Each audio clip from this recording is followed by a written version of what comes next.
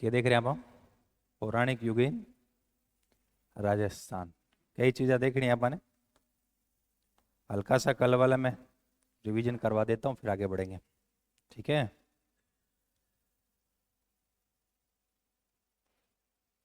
ये देखो भारत का मैप है, जिसमें हमारा ये राजस्थान क्लियर ऑथर भी न रहे हो। ठीक है। तो देखो, आपने टॉपिक को नाम है पौराणिक युग इन राजस्थान। क्या मतलब हुआ? हाँ, पौराणिक युग इन राजस्थान का मतलब क्या हुआ भाई? हाँ, पौराणिक युग इन राजस्थान। पौराणिक युग इन राजस्थान। पौराणिक में मूल शब्द है पुराण। और कौन सा प्रत्यय जुड़ गया? हिंदी आप पढ़ रहे हो, धीरे धीरे सारी चीज सीख जाओगे। पुराण में क्या जुड़ा? एक, तो क्या बन गया? पौराणिक। पुराण मतलब प्राचीन कहानियां, प्राचीन आख्यान। आपने जितना भी वेद ग्रंथ जो भी है धर्मशास्त्र, उसमें प्राचीन कहानियां बहुत दे रखी है। वहाँ कहानियां में भारत का बहुत सारा स्थल है जगह के बारे में कहानी मिले। तो राजस्थान के किसी क्षेत्र में किसी किसी कहानियां जुड़ी है, वो अपन देखना है। युगीन में दो शब्द है, युग और हीन। युग मतलब कालखंड, हीन प्रत्यय। ठीक है ना। तो पौराणिक काल के अंदर आपने राजस्थान में के चीजें रेडी, तो वो आप देखांगा। तो कल वाली हल्की हल्की बातें मैं बता दूं आपको, फिर हम आगे बढ़ेंगे। कल गुरु जी बीकानेर की के बात करिए आप।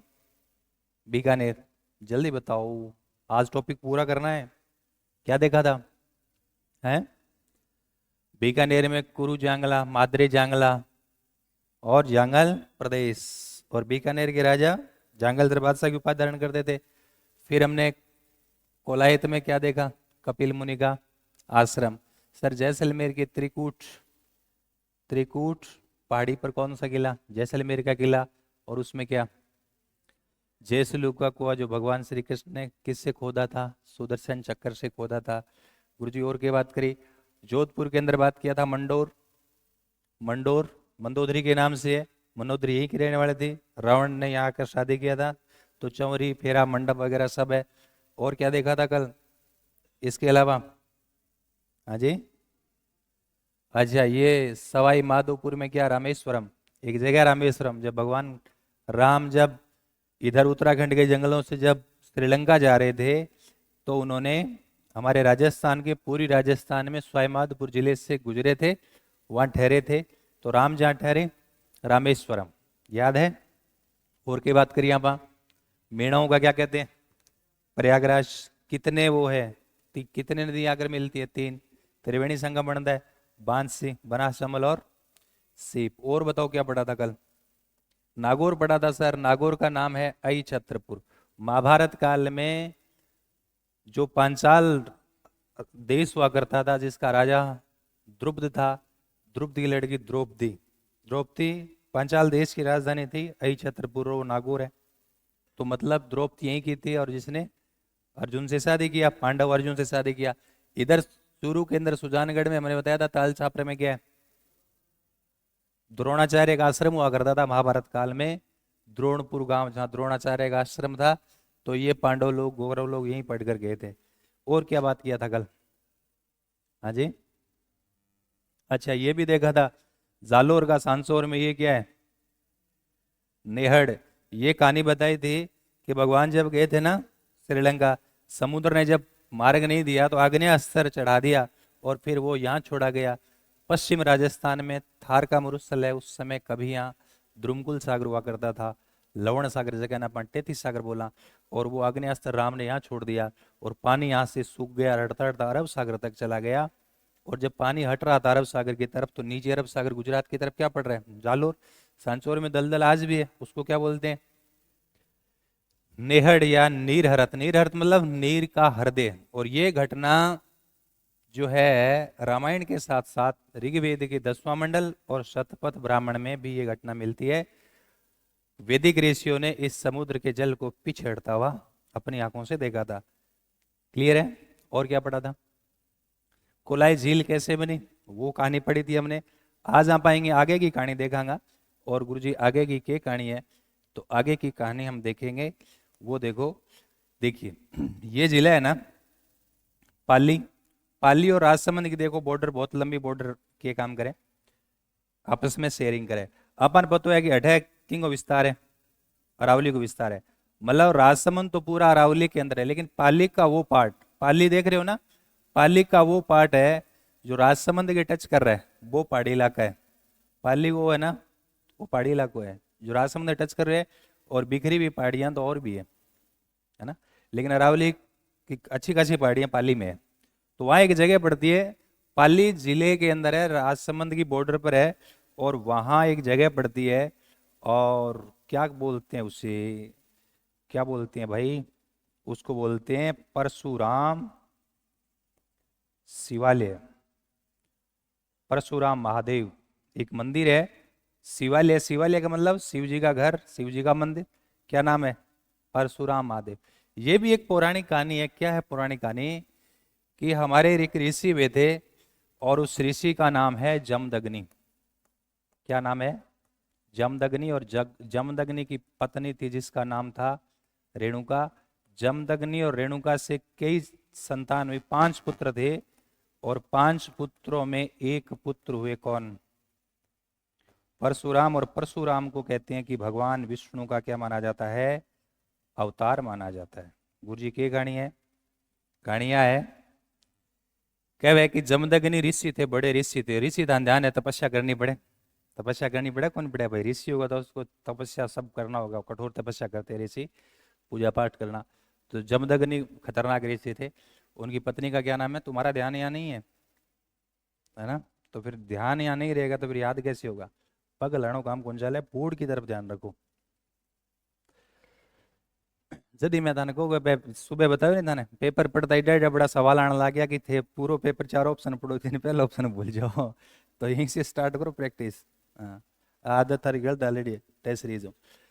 तो जमदग्नि ऋषि है, वह रेणुका आपकी पत्नी ने कहो कि मैं यज्ञ वगैरह करूंगा, पूजा पाठ करूंगा, कि तुम्हें जल लेकर आना है, नदी का एकदम शुद्ध जल लेके आना है। तो रेणुका कहते हैं चली गई जल लेने के लिए। और रेणुका जल लेने के लिए जब चली गई, तो नदी के अंदर जल भरी रही थी, तब उसकी दृष्टि पड़ी, एक गंधर्व था चित्ररथ। चित्ररथ काम क्रीड़ा में क्या था, लिप्त था। तो रेणुका का मन विचलित हो गया, जब दृश्य देखा तो रेणुका का मन क्या हो गया, विचलित हो गया, और पानी लाने में क्या हो गई, देरी हो गई। अब आपको पता है कि ऋषि होते हैं, उनके पास दिव्य दृष्टि होती है, वो देख लेते हैं, वहां बैठे बैठे देख लेते हैं कि उधर क्या चल रहा है। इसको अपनी दिव्य दृष्टि से किसने देख लिया, जमदग्नि ने। सभी ऋषियों के पास ये दृष्टि होती है, ध्यान रखना तुम भी। तो कहते हैं रेणुका क्या हो गई, थोड़ी लेट हो गई, ज्यादा लेट नहीं हुई, थोड़ा वो दृश्य देखा होगा तो मन विचलित हो गया, ये भी पता चल गया वो लेट हो गई। तो जैसे वो पानी लेकर आई, जमदग्नि बहुत क्रोधित हो उठे, और उन्होंने अपने पुत्रों को आदेश दिया कि तुम्हारी माँ का सर धड़ से अलग कर दो। कौन कह रहा है, ऋषि अपने पुत्रों को कह रहा है कि तुम्हारी माँ का सर धड़ से अलग कर दो। तो कहते हैं कि 5 टोटल 5 पुत्र थे, 4 पुत्रों ने मना कर दिया, बोले हम ऐसा दुस्साहस नहीं कर सकते, हम में हिम्मत नहीं है। 5वां पुत्र कौन है, परशुराम। कहते हैं कि जब जमदग्नि ऋषि ने अपने पुत्र परशुराम को कहा कि तुम सिर धड़ से अलग कर दो, परशुराम ने बिना समय गंवाए एक पल भी, और अपने पिता की आज्ञा का पालन किया, अपनी माँ का वध कर दिया। अब कहते हैं कि जमदग्नि ऋषि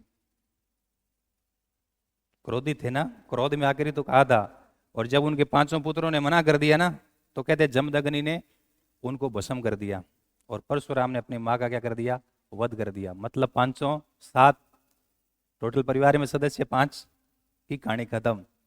अब क्या है कि जब परशुराम ने जब किया, तो जमदग्नि बहुत खुश हुआ, बोले पुत्र बहुत आज्ञाकारी पुत्र है, मैं तुम्हारी पितृभक्ति से खुश हूँ, तुम वरदान मांगो परशुराम, वरदान मांगो। तो भगवान परशुराम क्या वरदान मांगेंगे पता है, हैं?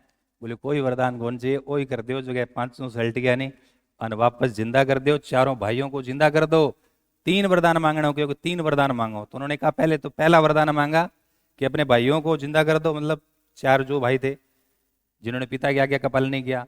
दूसरा वरदान मांगा, बोलो रेणुका है उसको भी क्या कर दो, जिंदा कर दो। और तीसरा वरदान मांगा, बोले ये घटना हम सब भूल जाएं। तो ये 3 वरदान मांगे, परशुराम ने तुरंत, जमदग्नि ने तुरंत परशुराम को 3 वरदान दे दिए, सारे लोग जिंदा हो गए और सब लोग इस घटना को भूल गए। समझ गए बात? अब की है कि परशुराम, ये सब ठीक तो हो गया, लेकिन परशुराम को ये दिल में ये हो गया कि यार मैंने गलत काम कर दिया, है ना। तो इसके लिए क्या करना पड़ेगा? प्रायश्चित करना पड़ेगा। यदि आप कोई गलत काम कर देते हो तो क्या करना पड़ता है? प्रायश्चित करना पड़ता है, करता है ना। हाँ, तो परशुराम भगवान प्रायश्चित करने के लिए जब उन्होंने जगह चुनी, तो वो जगह पता है कहाँ चुनी? हमारे राजस्थान आए थे, और राजस्थान में कहाँ आए थे? पाली। पाली जो राजसमंद के नजदीक पड़ता है, और वहाँ एक गुफा है, क्योंकि साधु कहाँ तपस्या करते हैं? गुफा में। उस गुफा में तपस्या की भगवान परशुराम ने। वहाँ भगवान शिव का क्या मंदिर है? कहते हैं परशुराम महादेव। इन मारवाड़ को क्या बोला? अमरनाथ बोला। बहुत ही भव्य मेड़ो लगे। अठे 3 जगह जगह देखने वाली है थे, कभी जाओ तो पाली के परशुराम महादेव, पाली में पड़ता है। पाली में रणकपुर के जैन मंदिर जो मथाई नदी के किनारे है। और एक जगह मैं और बता दूं आपको, 2 तो पाली में हो गई, और एक कौन सी? एक राजसमंद का कोमलगढ़, जो पाली की तरफ पड़ता है। पड़ता तो राजसमंद में, लेकिन पाली की तरफ पड़ता है। तीनों जगह पास पास है। कभी आप जाओ ना तो तीनों जगह जरूर था जाकर आना। ये कहानी आपको याद आ जाएगी जब परशुराम महादेव शिवालय आप जाएंगे, है ना। सावण के अंदर खूब बड़ो मेड़ो लगे बैठ। तो यहाँ परशुराम की गुफा यहाँ है। परशुराम ने गुरु जी क्या किया था? यहाँ क्या किया था? तपस्या की थी। तो ये पौराणिक कहानियों में ये जगह थोड़ा याद रखना है। परशुराम ने अपनी माँ का क्या कर दिया? वध। क्लियर है? तो अब बात अपन ध्यान रखनी है। नेक्स्ट देखो, नेक्स्ट के ध्यान रखना है। नेक्स्ट आप देखो कि भगवान राम हुए थे। आपने पढ़ी है रामायण? रामायण में हम कहते हैं कि भगवान राम हुए, और भगवान राम का विवाह सीता से हुआ था। सीता का हरण करके कौन ले गया? रावण ले गया। उसके बाद रावण युद्ध करके रावण को मारकर, और सीता वापस सब आ गए, ये लोग आ गए। और कहते हैं कि उसके बाद राम ने सीता का क्या कर दिया था? परित्याग कर दिया था। क्या कर दिया था? परित्याग। इसलिए सीता अब कहाँ आ गई? अब जंगल में आ गई। और एक ऋषि थे, कौन? वाल्मीकि। और वाल्मीकि के आश्रम में, वाल्मीकि के आश्रम में कौन रही? सीता रही। और वो वाल्मीकि का आश्रम पता है कहाँ है? वो वाल्मीकि का आश्रम हमारे यहाँ है बारा में। ये आश्रम पता है कहाँ है? ये कहाँ है? ये आश्रम कहाँ था? बारा में। बारा में सीताबाड़ी केलवाड़ा में पड़ता है। तो याद रखना, 12 में। तो यहीं वाल्मीकि का आश्रम था, और सीता ने यहीं क्या किया था? निवास किया था। सीता के 2 पुत्र हुए थे। कितने पुत्र हुए? 2। कौन कौन से? लव और कुश। कितने लड़के हुए? लव और कुश। कहते हैं कि काफी समय तक यहाँ समय व्यतीत किया था। एक कहानी और हम आपको बताएंगे। ये देखिए जगह कौन सा है? प्रतापगढ़। प्रतापगढ़ में एक अभ्यारण्य पढ़ेंगे हम। क्या? सीता माता अभ्यारण्य।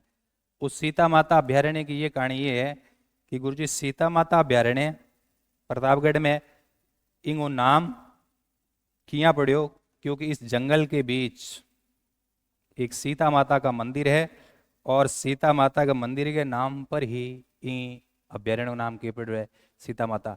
क्योंकि उनके 2 लड़के थे ना, लव और कुश। तो कहते हैं कि सीता माता अभ्यारण्य के अंदर आप पढ़ांगा 2 झरना है, और उन झरणों के नाम क्या है? लव और कुश। ए दोनों बातें याद रखनी है। क्लियर है? बोलो, कोई दिक्कत? कोई दिक्कत नहीं तो फिर आपने हटा जाओ।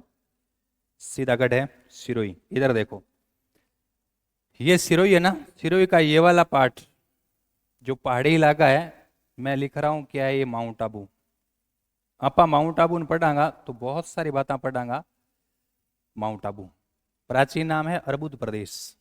आबू पर्वतखंड अरबुद प्रदेश कहवे कि जब आप माउंट आबू पढ़ांगा सिरोही के अंदर, तो अठे भगवान राम थे ना, उनके गुरु का नाम है वशिष्ठ।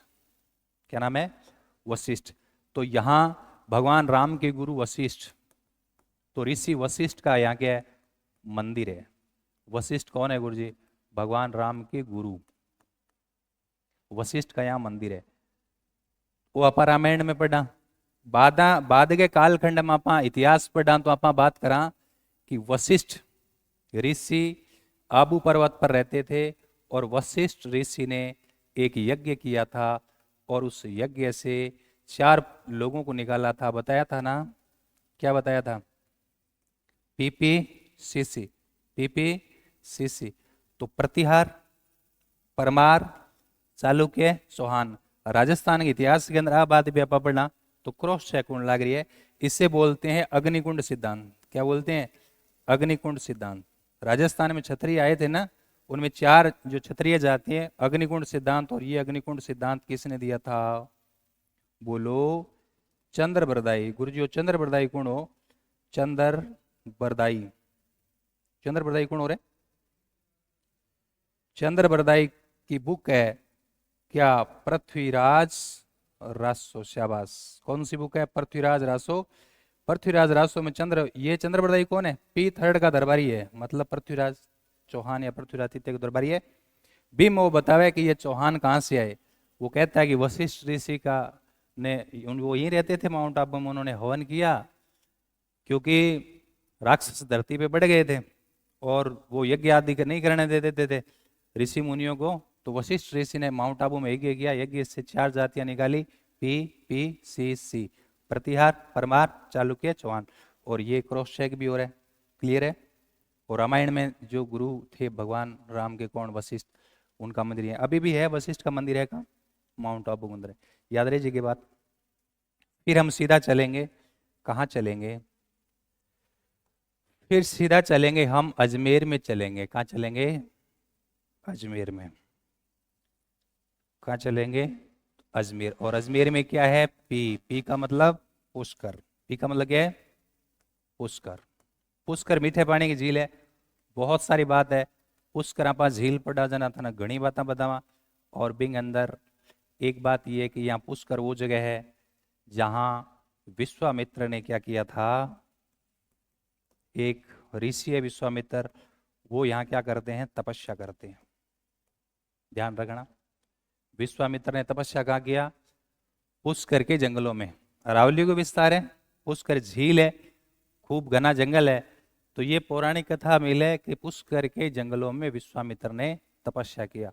अब देखोगा गुरु जी, विश्वामित्र, मैंने कहा कि विश्वामित्र पहले राजा थे और बाद में क्या बन गए? ऋषि बन गए, है ना, साधु बन गए। राजा से क्या बन गए? साधु। ये कैसे हुआ है? क्या विश्वामित्र है ना, पहले बहुत तगड़े राजा थे। उनकी लड़ाई होती है वशिष्ठ से। ध्यान से सुनना, बहुत लंबी कहानी है। 3 कहानी एक साथ बताने लग रही होता ने, 3 कहानी एक साथ।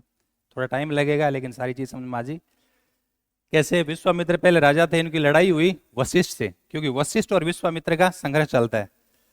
तो लड़ाई किस चीज की? लड़ाई गाय की। गाय किसी? कामधेनु। कामधेनु गाय जानो? किसी वे कामधेनु गाय है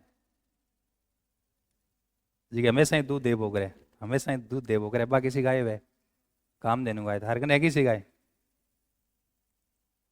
यदि कामधेनु है जदी तो लड़ाई हुई, यही लड़ाई थोड़ी हुई।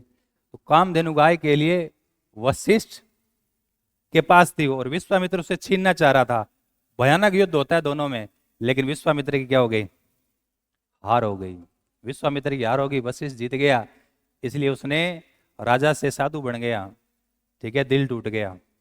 प्रेरित किया उस हार ने। अरे एक हार होती है, अभी तो यही तो हो रहा है तुम्हारे साथ, और क्या हो रहा है? तुम पेपर दे के आए, पेपर में तुम्हारा पूरा मामला उल्टा सीधा हो गया तो फिर तुम्हें प्रेरित किया कि तुम्हें कठोर तपस्या करनी है। कठोर तपस्या का मतलब समझ रहे हो? ये तपस्या ही तो है। तो विश्वामित्र के साथ ऐसा ही हुआ था। वो वशिष्ठ से कामधेनु गाय के लिए लड़ाई होती है, विश्वामित्र हार गया। हारने के बाद उसने तपस्या की ठान ली। बोले हम तपस्या से ऐसा कुछ करेंगे जो पहले कभी नहीं हुआ है। तो विश्वामित्र जो है वो पुष्कर के जंगलों में, और तपस्या करने वास्ते क्या चाहिए था? ध्यान है? एकांत चाहिए तो लाइब्रेरी छोड़ दी अब जाओ तो, है कि नहीं है? तो उन्होंने पुष्कर के जंगलों में, जंगलांग में घने जंगल और घने जंगलों में गुफा कि बट कोई को नहीं आओगे। तो गुफा में उन्होंने क्या स्टार्ट कर दिया? तपस्या स्टार्ट कर दिया। अब जैसे उन्होंने तपस्या स्टार्ट किया तो कहते हैं कि इंद्र को पता चला। उन्होंने बहुत लंबी तपस्या की, कहते हैं कि 10,000 साल तक तपस्या की। और तपस्या करने के पास बहुत सारी पावर आ जाती है ऋषि के पास, वैसे ही पावर होती है भाई, बहुत सारी पावर आ जाती है। तो कहते हैं कि विश्वामित्र ने धरती पर इंद्रलोक बनाना चालू कर दिया। अरे इंद्रलोक तो इंद्रलोक एक ही है। तो इंद्र को टेंशन होने लगी, यार मेरा लोक का राजा मैं, और मेरे जैसा यदि विश्वामित्र धरती पर बना देगा तो फिर मेरी तो बेइज्जती होगी, है ना, कोई चाहता है क्या। इसलिए इंद्र को जब पता लगा कि विश्वामित्र अपना कंपटीशन में आ रहा है और वो तपस्या कर रहा है कहाँ, पुष्कर के जंगलों में, तो क्योंकि इंद्र के पास 1008 सुंदर सुंदर अप्सराएं हैं। कितनी? 1008, एक नहीं दो नहीं, पूरी 1008 सुंदर सुंदर अप्सराएं हैं। तो इंद्र ने सोचा कि यदि वो ऋषि है, तपस्या कर रहा है, तो हम उनकी तपस्या को भंग करेंगे ताकि उसकी तपस्या टूट जाए और वापस जीरो पे आ जाए। तो उन्होंने कई अप्सराओं को भेजा, लेकिन वो अप्सराएं विश्वामित्र की तपस्या भंग नहीं कर सकेंगी, तो वापस हताश निराश होकर चली गई। उन 1008 में रंभा, उर्वशी, ऐसे बहुत सारे नाम है, मैं बताऊंगा आपको, मिलवाएंगे भी कभी आपसे, मौका लगा तो मतलब क्या है कि उनमें सबसे सुंदर जो अप्सरा थी ना, सबसे सुंदर अप्सरा, उसका नाम था मेनका। वो नंबर 1 कौन थी? मेनका। इंद्र ने पहले बाकी सबको भेजा, नंबर 1 को कौन भेजता है? ठीक है, जब पार नहीं पड़ी तो फिर मेनका को बुलाया। इंद्र ने कहा, है ना, मेनका तुम जाओ और विश्वामित्र की तपस्या भंग करो, अन्यथा वो तो मेरा कंपटीटर बन गया। तो कहते हैं कि मेनका यहाँ आती है इंद्रलोक से सीधा इस मृत्यु लोक में, पुष्कर के जंगलों में सीधी लैंडिंग ली, बिना रनवे सीधी लैंडिंग ले ली। और कहते हैं कि मेनका सर्वगुण संपन्न, सुशील, सारे गुण थे, 36 नहीं 72 गुण थे, इतनी सुंदर अप्सरा थी। और जब वो लैंडिंग लिया जिसने धरती पर, और कहते हैं कि विश्वामित्र की गुफा का पता किया और वहां जाकर डांस किया, और उसके फ्रेग्रेंस से विश्वामित्र का दिमाग खराब हो गया। बोलो, उन्होंने ऐसे देखा कि कौन है यहाँ, हाँ, जैसे ही पता लगा कि यार ये तो मेनका लग रही है, इतनी दिव्य दृष्टि तो थी किसके पास? विश्वामित्र के पास। तो कहते हैं कि विश्वामित्र मजबूर हो गए, बोले अब तो बात करनी पड़ेगी। उन्हें 10,000 साल की तपस्या टूट गई, उसने अपनी समाधि तोड़ ली। और मेनका सामने खड़ी थी, मेनका से बातचीत किया, बोले मेनका तुम आओ, यहाँ बैठा हूँ। तो मेनका आ गई और फिर मेनका बैठ गई। वो भी बैठ गए, कौन? वो एक पग पर तपस्या कर रहे थे, कौन? विश्वामित्र, एक पग पर। वो, हाँ वो भी बैठ गए। और कहते हैं कि जो मेनका थी, उसको फिर विश्वामित्र ने कहा कि अब मेरी समाधि टूट गई, अब हम साथ ही रहेंगे। मेनका ने कहा अवश्य मैं आपके साथ ही रहूंगी। कहते हैं कि उन्होंने एक तरीके से विवाह कर लिया, विश्वामित्र और मेनका। अब क्या हो गया? विवाह। 10,000 साल की तपस्या के बाद।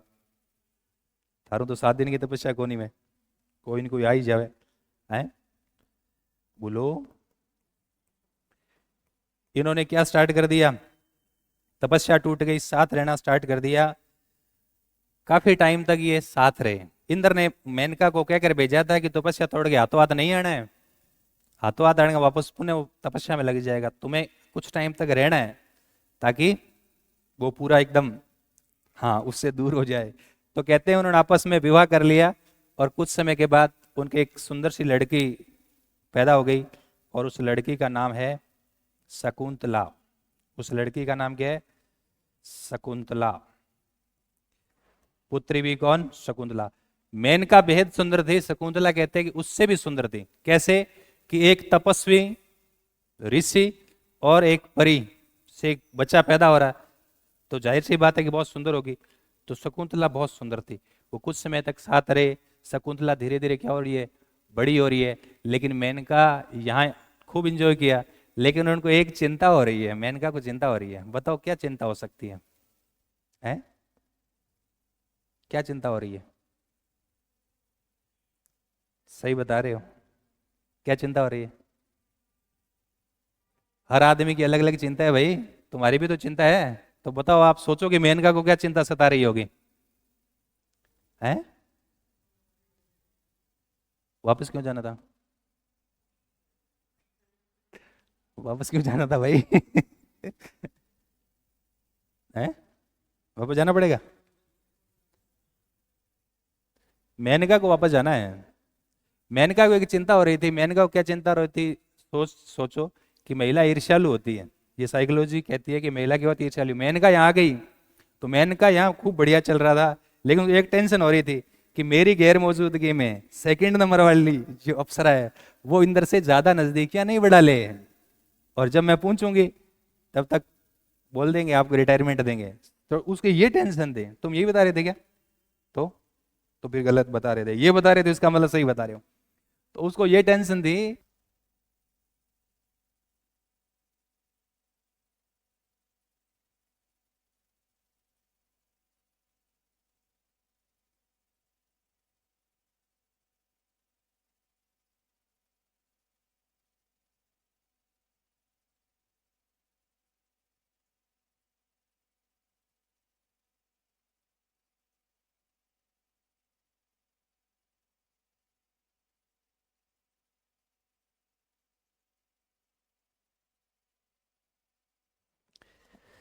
मेनका को ये चिंता सता रही। शकुंतला तो बहुत छोटी बच्ची है।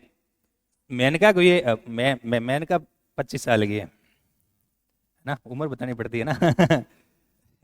अब तुम कहोगे सर विश्वामित्र 10,000 साल तपस्या करी तो मतलब खुद कितने साल को सी?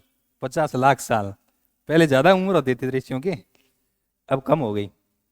तो मेनका यहाँ सही रह रही थी, कोई दिक्कत नहीं, लेकिन मेनका को एक चिंता सता रही थी कि मेरी गैर मौजूदगी में उर्वशी और रंभा, इनकी नीचे रैंक की जो अप्सराएं थी, वो यहाँ खूब इंजॉय कर रही होगी, कहीं मेरा जो पद है वो भर नहीं जाए। इसलिए निर्धारित समय के बाद मेनका ने एक दिन विश्वामित्र को कहा कि चलो बन जाते हैं अजनबी। और ऐसा कहकर मेनका उस लड़की को विश्वामित्र के पास छोड़कर वापस इंद्रलोक चली जाती है। जब इंद्रलोक चली जाती है तो विश्वामित्र को बड़ा वो होता है कि यार अपन ने पूरा गड़बड़ कर दिया, अच्छी खासी तपस्या चल रही थी, है ना, और जरा ये काम गलत हो गया। उसको बड़ा मतलब वो हुआ कि कहाँ गृहस्थी में पड़े हैं, और गृहस्थी में दुख के अलावा कुछ सुकून है ही नहीं, है कभी कुछ कभी कुछ। तो विश्वामित्र ने सोचा कि क्यों न वापस मैं उसी जीवन में चला जाऊं, वापस साधु बन जाऊं। लेकिन एक लड़की है, उसका क्या करें? सबसे बड़ी समस्या यही तो होती है।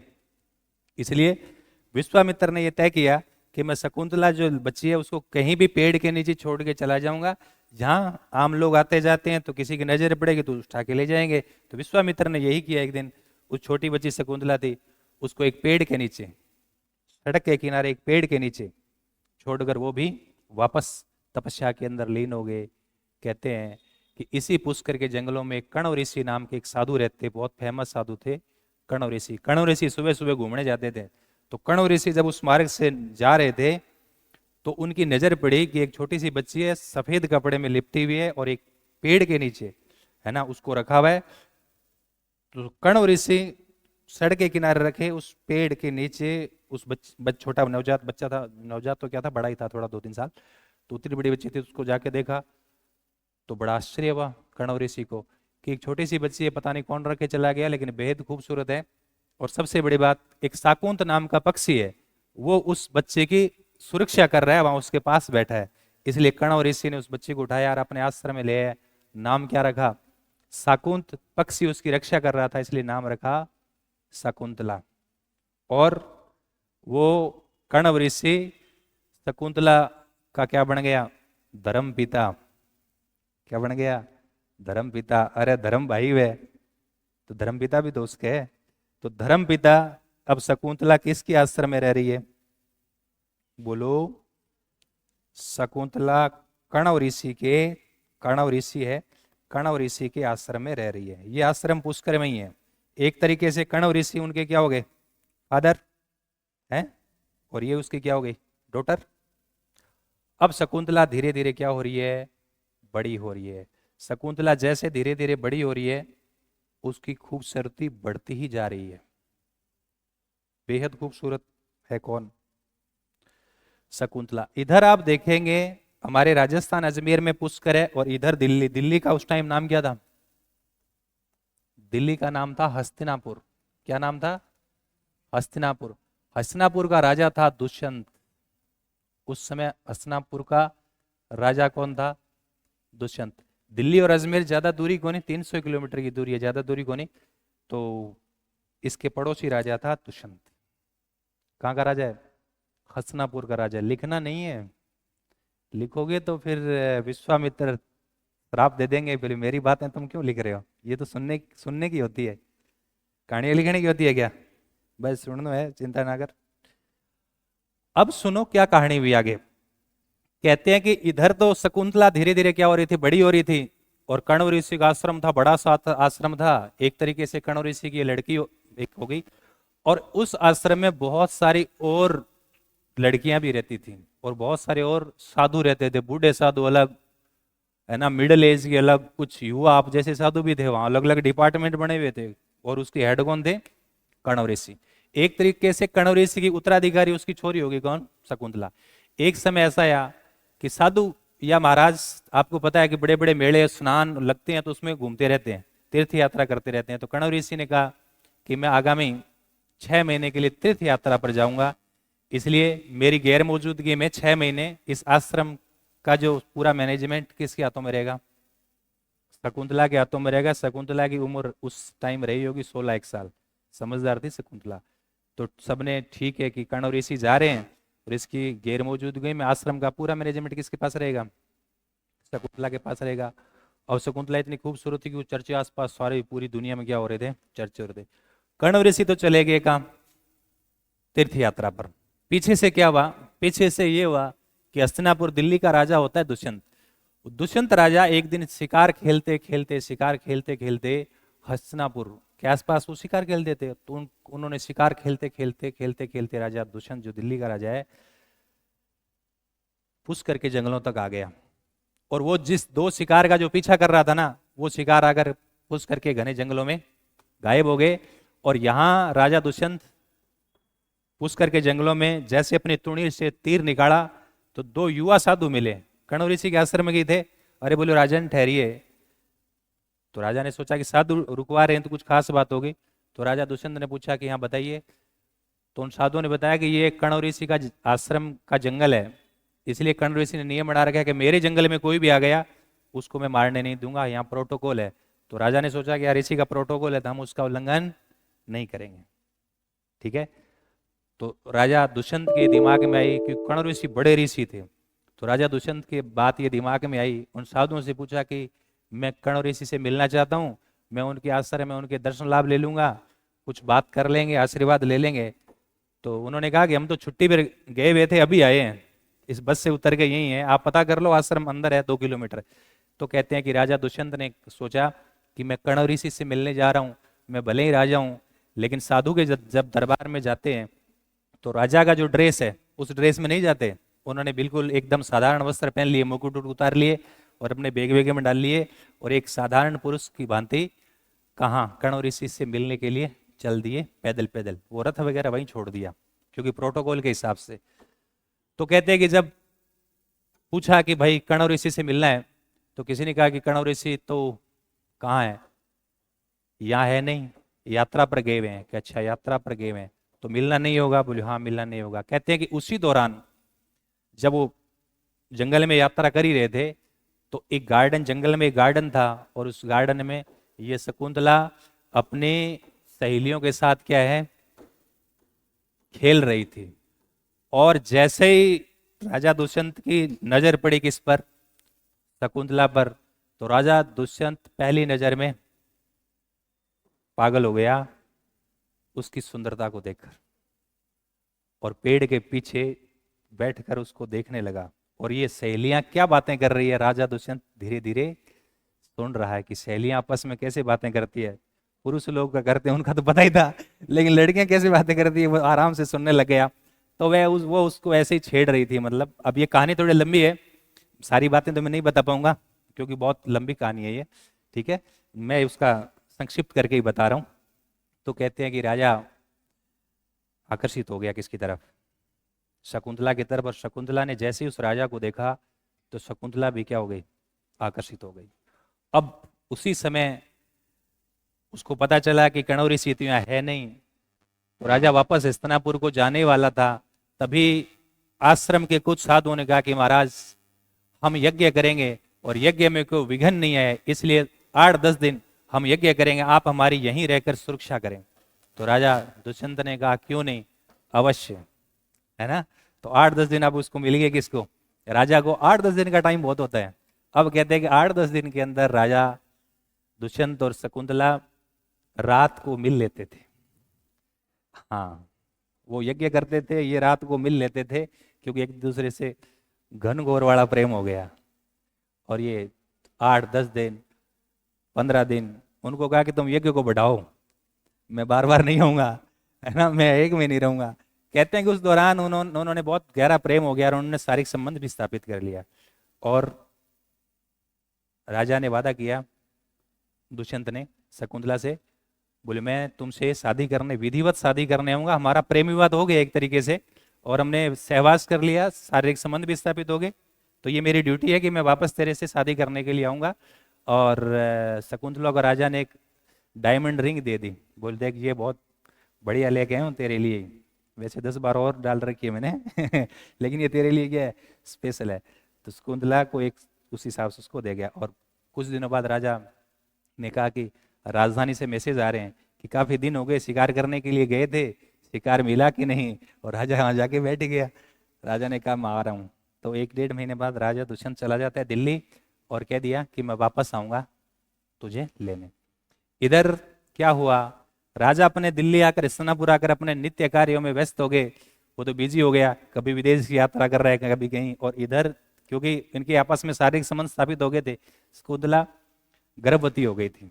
कहते हैं कि अब उस शकुंतला क्या पागल रहती थी, किसके लिए, दुष्यंत के लिए। और वो अपनी अंगुली में वो डायमंड रिंग डाले रखती और पूरे दिन भी, हाँ रिंग ही रिंग लाती ऐसे देख लेती। तो साथ वाली जो सहेलियां थी ना, वो खूब उसके मजे लेते थे मतलब। और वो कहते हैं कि वो जब खो जाती थी, दिन के 24 घंटों में 20 घंटे तो वो दुष्यंत में खोई रहती थी, मतलब इतना वो हो गई थी। इधर क्या हुआ, इधर इस कणव ऋषि के आश्रम में कोई भी मेहमान आएगा, साधु आएगा, संत आएगा, तो उसका आदर सत्कार करने का जिम्मा किसका है, शकुंतला का है। अब कहते हैं कि कुछ दिनों बाद कणव ऋषि के आश्रम में दुर्वासा नाम के एक ऋषि आते हैं। और दुर्वासा बहुत क्रोधी स्वभाव के ऋषि थे, है ना, बहुत उस टाइप के ऋषि थे। तो कहते हैं कि दुर्वासा ऋषि जब आए, आश्रम का गेट खटखटाया। शकुंतला उस आश्रम के अंदर सो रही थी, लेकिन दुष्यंत के ख्यालों में खो रही थी। उसने 10 मिनट हो गई, घंटी बजा दी, गेट बजा दिया, लेकिन अंदर से कोई आवाज ही नहीं आ रही, नया गेट खोलने के लिए कोई आ रहा है। और शकुंतला तो केवल दुष्यंत में खोई हुई है। अब दुर्वासा ऋषि को आ गया गुस्सा। दुर्वासा ऋषि ने श्राप दे दिया, बोले बालिके तुम जिस किसी के बारे में सोच रही हो, जिस किसी के बारे में सोच रही हो, वो तुम्हें भूल जाएगा, तुम्हें अपनाने से मना कर देगा, उसकी सारी मेमोरी क्या हो गई, डिलीट हो जाएगी। ऐसा श्राप दे दिया। जब दुर्वासा ऋषि ने ऐसा श्राप दिया तो शकुंतला तो खोई हुई थी, उसको तो कोई आइडिया ही नहीं था। लेकिन उसके साथ की जो सहेलियां थी, उनको लगा कि ये तो काम खराब हो गया। वो दौड़ी दौड़ी आई, दुर्वासा ऋषि के पास आई, बोली महाराज आपने गलत काम कर दिया, ये तो पागल हो रखी है, इसकी तो जान चली जाएगी, है ना, ये बच्ची है, उम्र ही ऐसी है, तुम तो सब जानते हो, ये श्राप आप वापस लो। दुर्वासा ऋषि ने कहा कि मैं श्राप वापस नहीं लूंगा, लेकिन इसका समाधान बता दूंगा। तो सहेलियों ने पूछा कि बताओ महाराज जी क्या समाधान है। तो उन्होंने कहा कि मेमोरी तो उसकी डिलीट हो गई, ये तो मैंने यहाँ से क्लिक कर दिया, ठीक है, रिसाइकल बीन वाला कोई मामला नहीं है। लेकिन एक तरीका है कि दुष्यंत की देवी उस शकुंतला को कोई भी चीज है, यदि वो वस्तु राजा को दिखाएगी तो उसको वो मेमोरी सब याद हो जाएगा। तो लड़कियां खुश थी कि चलो समाधान बता दिया, क्योंकि दुष्यंत की देवी जो डायमंड रिंग है वो उसको संभाल के रख देते, तो उनको पता था कि कोई दिक्कत नहीं है, चलो ठीक है। अब उनका आदर सत्कार किया सहेलियों ने, उनको रवाना कर दिया। अभी तक शकुंतला को पता नहीं है कि कौन आया, क्या श्राप दिया, क्या समाधान बता दिया, उसको आइडिया ही नहीं है। समय बीतता गया, 6-7 महीने हो गए। इनके पिता कणव ऋषि तीर्थ यात्रा कंप्लीट करके कहाँ आते हैं, अपने आश्रम में आते हैं। जैसे ही अपने आश्रम में आते हैं तो पता चलता है कि लड़की तो क्या है, 8 महीनों की गर्भवती है। तो कणव ऋषि का दिमाग खराब हो गया, बोले ये क्या किया। तो फिर साथी साधु जो भी थे उन्होंने समझाया कि साहब हस्तिनापुर के राजा दुष्यंत आए थे और इसमें कौन सी बुराई है, गंधर्व विवाह तो पहले ही हमारे होते रहे हैं। गंधर्व विवाह मतलब प्रेम विवाह। और हस्तिनापुर का राजा बड़ा राजा है और आप अपनी पुत्री की शादी उनसे करेंगे तो इसमें बुराई क्या है? तो कर्ण ऋषि को कहा यार फिर तो सही है, क्या दिक्कत है? अब क्योंकि उनकी तो डिलीवरी होने वाली थी, इसलिए कर्ण ऋषि ने आदेश निकाला, बोले हम अपनी लड़की शकुंतला की शादी अब करने जा रहे हैं कहाँ? हस्तिनापुर के राजा दुष्यंत के साथ। और क्योंकि दुष्यंत तो बहुत बिजी होगा तो हम यहाँ से दिल्ली खुद जाएंगे, शकुंतला और सब कर्ण ऋषि दिल्ली जाएंगे, दिल्ली जाकर इसकी क्या करेंगे? शादी करेंगे। बोले ठीक है। अब क्या कि शकुंतला की सहेलियां, बहुत सारे साधु, कर्ण ऋषि और सब 10-20 रथ लेकर पुष्कर से रवाना हो गए कहाँ? हस्तिनापुर। अब हस्तिनापुर जा रहे हैं तो दिल्ली हस्तिनापुर की दूरी 250-300 किलोमीटर है, एक दिन में नहीं पहुंचेंगे, बीच में स्टे करना पड़ेगा।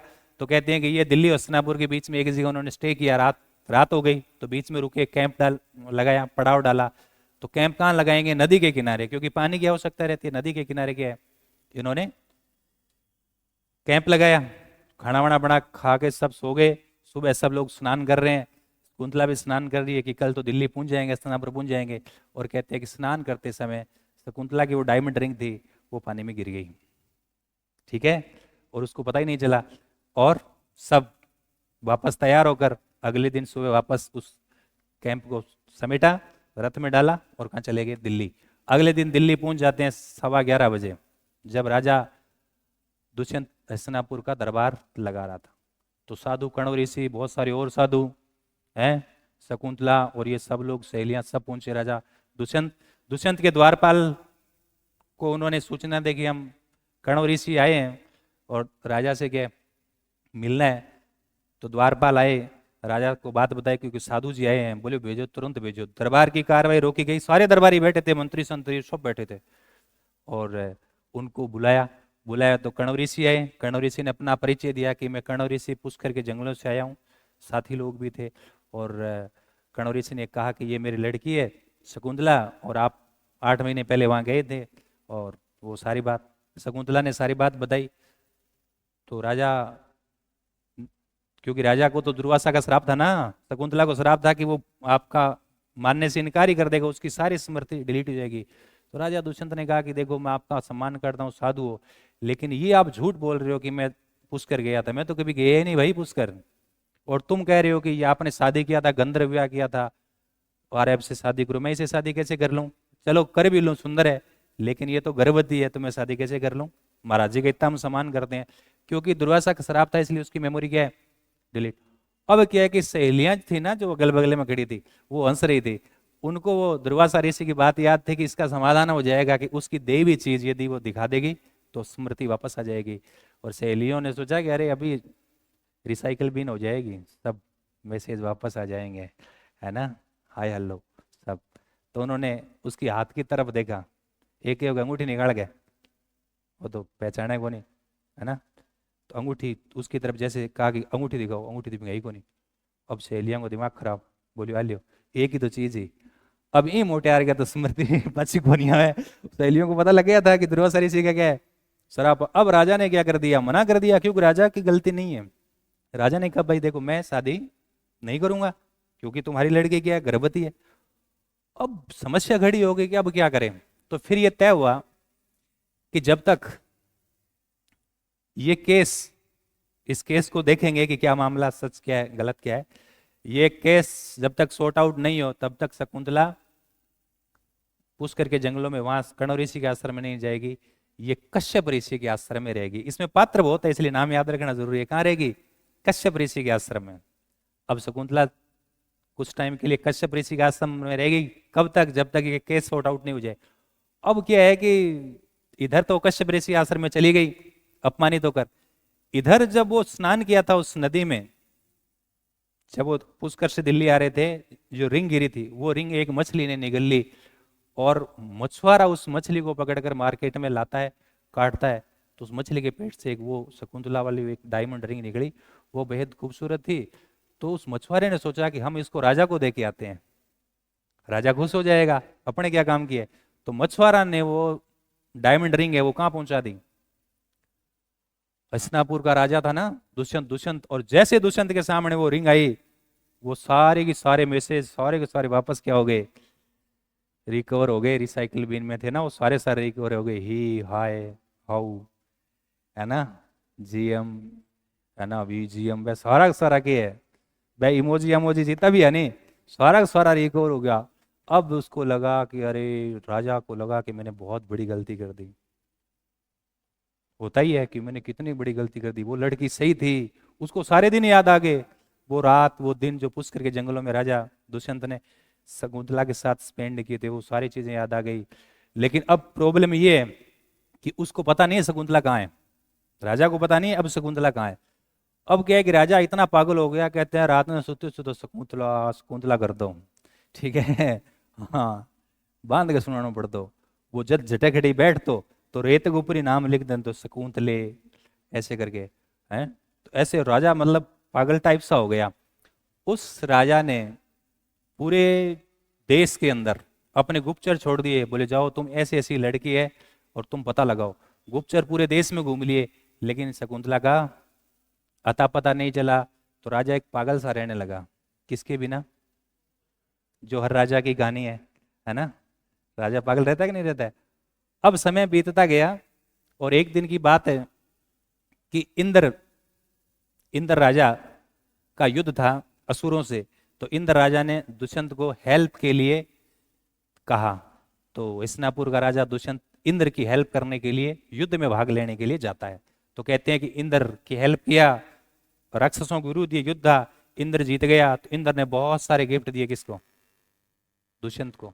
और दुष्यंत जब अपने वापस इंद्रलोक से जब वापस कहाँ आ रहा था, दिल्ली आ रहा था। जब वो दिल्ली आ रहा था तो एक घने जंगल से होकर गुजर रहा था। और घने जंगल से होकर जब गुजर रहा था तो उसकी नजर पड़ी, एक जंगल में एक आश्रम था। उसे पता नहीं था कि ये आश्रम किसका है, लेकिन उसने क्या देखा कि आश्रम के बाहर एक लड़का जो बहुत छोटा है, वो शेर पर बैठ के शेर के साथ खेल रहा है। तो वैसे ही आश्चर्य होता है राजा को कि यार एक छोटा बालक है जो बहुत बींड रहे, कुत्ते बिल्ली उड़ रहे हैं, और वो जो को शेर के साथ खेल है, यार ये तो कुछ अजब ही घटना है। पहुंच जाता है उस आश्रम के बाहर। और उस आश्रम के बाहर जब राजा पहुंचता है, कौन, दुष्यंत, वो आश्रम था कश्यप ऋषि का। शकुंतला तो अंदर थी, लेकिन वो क्योंकि वो प्रेग्नेंट थी तो बाद में 9 महीने बाद बच्चा पैदा हो गया, वो बच्चा था जो शेर के साथ क्या कर रहा था, खेल रहा था। राजा को लगा कि यार ये आंखें ऊंखें और मत और सारो आंखें और सब मतलब की है, आपने मिले के बात है। वो छोटा बालक था, क्यूट सा बालक था, और शेर के साथ खेल रहा है। राजा ने उसको तुरंत उठाया और गोद में ले लिया। अब क्या है कि उसकी सहेलियां ये सब देख रही थी, और सहेलियां दौड़ी दौड़ी कहाँ गई, अंदर गई। अंदर जाकर शकुंतला को कहा कि एक व्यक्ति आया है और तुम्हारे बालक को गोद में उठा रखा है। उसमें एक चीज ये भी है कि कहते हैं कि शकुंतला ने अपने छोटे बालक के कालो डोरो बांध रखे हो, कि इस छोरे को कोई दूसरा आदमी हाथ लगाएगा तो काला डोरा काला नाग बनकर उसको खा जाएगा, और इसका पिता यदि कोई है वो हाथ लगाएगा तो डोरा सांप बन के खाएगा नहीं। उसने जैसे ही उसको उठाया तो सहेलियों को लगा कि पता नहीं कौन आदमी है, और डोरा बांधा हुआ है, वो काला नाग बनकर उसको खा जाएगा। लेकिन कुछ नहीं हुआ, काला डोरो टूट गया, नीचे पड़ गई, मतलब वो उनका पिता है। और शकुंतला को बुला कर लेके आई सहेलियां, बोले वो आ गया तुम्हारा, है ना, कौन, हाँ, दुष्यंत। अब कहते हैं कि शकुंतला जब आश्रम से बाहर आई तो उसने दुष्यंत को देखा। दुष्यंत ने किसको देखा, शकुंतला को देखा। इतने वर्षों के जितने भी दुख दर्द, आरोप प्रत्यारोप, हजारों सवाल किसके दिमाग में थे, शकुंतला के दिमाग में थे। और हजारों पश्चाताप किसके दिमाग में थे, दुष्यंत के दिमाग में थे। तो दुष्यंत ने बोला, सॉरी शकुंतले, तुम चलो मेरे साथ, कहाँ, हस्तिनापुर। कहते हैं कि शकुंतला रवाना हो जाती है, उसके रथ में बैठकर। वो लड़का था उसको ले आते हैं, कहाँ ले आते हैं, दिल्ली, हस्तिनापुर ले आते हैं। शकुंतला के जीवन में बहुत प्रॉब्लम आई थी। क्या प्रॉब्लम आई थी, पहले सुनो। जब वो छोटी थी ना, तब उनकी माँ चली गई। जब वो छोटी थी तो उसका पिता एक पेड़ के नीचे पटक के चला गया। कण्व ऋषि के आश्रम में क्या है, पली बड़ी। तो जीवन के स्टार्टिंग से स्ट्रगल थे। फिर उसने लव मैरिज किया दिल्ली के राजा से, लेकिन उसमें वो स्टार्टिंग में ठीक रहा, बीच में क्या हो गई, असफल हो गई। जब वो दिल्ली जाती है तो दुष्यंत ने उससे शादी नहीं किया, उसको रिजेक्ट कर दिया। फिर तीसरे आदमी के आश्रम में रहना पड़ा, काम कश्यप ऋषि के आश्रम में, उनके एक लड़का हुआ। और अंत में जाकर जो है दुष्यंत है शकुंतला को लेकर कहाँ आता है, हस्तिनापुर आता है। वो हंसी खुशी से शासन करते हैं और उस छोरे का नाम रखा भरत। क्या नाम रखा, भरत। दुष्यंत ने भरत को अपना क्या बनाया, उत्तराधिकारी। और दुष्यंत चला गया और भरत, वो भरत जिनके नाम से इस देश का नाम क्या पड़ा, भारतवर्ष। ये जो पौराणिक कहानी है हमारे दो ग्रंथ है उसमें मिलती है। एक तो महाभारत में इस कहानी का उल्लेख किया गया है, जो मैं कहानी बता रहा हूँ महाभारत में भी ये कहानी है। इसके अलावा कालिदास, गुप्त काल के एक बहुत बड़े कवि भी हैं कालिदास, कालिदास का एक नाटक है अभिज्ञान शाकुंतलम। उस अभिज्ञान शाकुंतलम पूरी मोटी किताब है, पूरी पूरी किताब में ये पूरा नाटक दे रखा है। ये बहुत बड़ी कहानी है। तो इनके अंदर है ना प्रेम, त्याग, बिछड़ना और पुनर्मिलन, ये सारी चीजें इसमें दे रखी है, याद रह जाएगा। तो ये कहानी स्टार्ट होती है, 3 पीढ़ी की कहानी होगी भैया। तो 3 पीढ़ी की कहानी होगी। वशिष्ठ पहले राजा, फिर सन्यासी बना, फिर गृहस्थी जीवन में प्रवेश किया, फिर वापस क्या बन गया, साधु। इनसे लड़की हुई कौन, शकुंतला। शकुंतला से किसने शादी किया, दुष्यंत ने। इनके लड़का हुआ कौन, भरत। भरत के नाम पर इस देश का नाम क्या पड़ा, भारत। याद रहे जैसे। तो ये पौराणिक कहानी आप कई जगह पढ़ते हैं। शकुंतला ने किससे शादी कर लिया, बोलो, दुष्यंत। और इन दोनों से कौन पैदा हुआ, भरत। और भरत बाद में राजा होता है और भरत के नाम पर ही इस देश का नाम क्या पड़ा, भारतवर्ष। गुरु जी कहानी कटे मिले, कहानी कटे मिले रहा।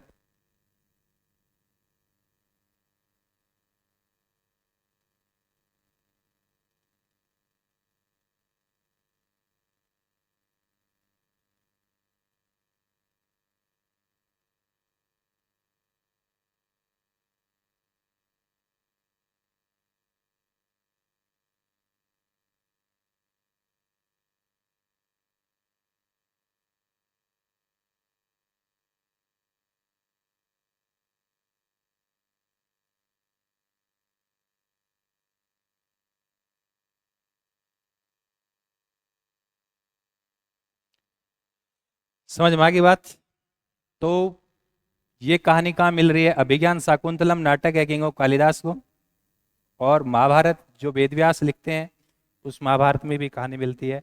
तो ये थोड़ा थोड़ा हमें ध्यान रखना है, याद रह जी धर बात। चलो, क्योंकि पौराणिक युगीन राजस्थान में थोड़ी सी कहानियां ज्यादा है, तो फिर क्योंकि वो बता देंगे तो आगे जगह जगह आएगी, तो आपको दिक्कत नहीं आएगी। आज गुरुजी पौराणिक युगीन राजस्थान की तीसरी क्लास है, सॉरी दूसरी क्लास है, एक क्लास और होगी। पहले वाले क्लास यूट्यूब पर डाल दी, कोई बच्चों वंचित रह जातो ना, समझ गए माई बात।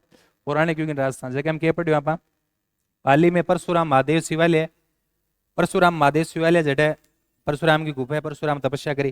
गुरु जी कहानी आई कि जमदग्नि की पत्नी रेणुका के 5 पुत्र, इसमें एक पुत्र परशुराम है जिन्होंने अपने पिता के आदेश पर अपनी माँ का सर काट दिया था। बाद में पिता ने 3 वरदान मांगने को गए, तीनों वरदान में उन्होंने चारों भाइयों को जिंदा करवा दिया, माँ को जिंदा करवा दिया, और ये पूरा घटनाक्रम भूल जाने का वरदान मांगा था। भगवान परशुराम विष्णु के अवतार माने जाते हैं, क्लियर है। फिर गुरु जी की बात याद रखनी है, 12 में सीता का परित्याग कर दिया था राम ने, तो वाल्मीकि के आश्रम रही है। वाल्मीकि का आश्रम 12 में, जहाँ सीता ने लव और कुश नाम 2 लड़कों को जन्म दिया, ये केलवाड़ा। कहते हैं कि सीता लव कुश के साथ कुछ समय प्रतापगढ़ में भी हो रही थी, इसलिए प्रतापगढ़ में एक अभ्यारण्य सीता माता अभ्यारण्य, उसका नाम भी सीता माता मंदिर के नाम पर बड़ा वहां मंदिर है। और 2 लव कुश नाम के झरने। भले ही हम पुराने क्योंकि राजस्थान कहानियां पढ़ रहे हैं, लेकिन राजस्थान के भूगोल की बातें आपको याद हो रही है, ठीक है। और क्या ध्यान रखना गुरु जी, माउंट आबू में गुरु राम के जो राम के गुरु थे वशिष्ठ, उनका मंदिर है। फिर हम पढ़ते हैं वशिष्ठ ने यज्ञ किया, 4 पुरुष निकाले, पीपीसीसी प्रति परमार चालू किया, चौहान चंद्र बड़ाई बताओ, अग्निकुंड सिद्धांत है। तो ये इतिहास के आगे की बातें आपको याद हो रही है। फिर हमने क्या किया कि पुष्कर की बात किया। पुष्कर में क्या है, पुष्कर में के जंगलों में किसने, विश्वामित्र ने तपस्या की, मेनका ने भंग किया, फिर उन्होंने शादी कर लिया, फिर इनकी बच्ची हुई शंकुतला, उसको कर्ण ऋषि के आश्रम में गया, पली बड़ी। बाद में हस्तिनापुर का राजा दुष्यंत उससे शादी कर लेता है, उनके एक लड़का भरत, जिनके नाम पर इस देश का नाम पड़ा भारत। और बहुत सारी बातें हैं। ये कहानी कहाँ मिल रही है, महाभारत। इसके अलावा अभिज्ञान शाकुंतलम जो कालिदास का क्या है, नाटक है, ड्रामा है। ठीक है, और बहुत सारी बातें और हैं जो पौराणिक युग राजस्थानी कहानी है, अब आप पढ़ डाला नेक्स्ट क्लास में। अभी आपकी क्लास होगी कौन सी, अभी आपकी कौन सी क्लास होगी, राजस्थान की कला और संस्कृति की। आज बिल्कुल नयो पहलो पाठ पढ़ाला राजस्थान की कला और संस्कृति में। ठीक है, 5 मिनट को गैप है, चाय पानी पी लो।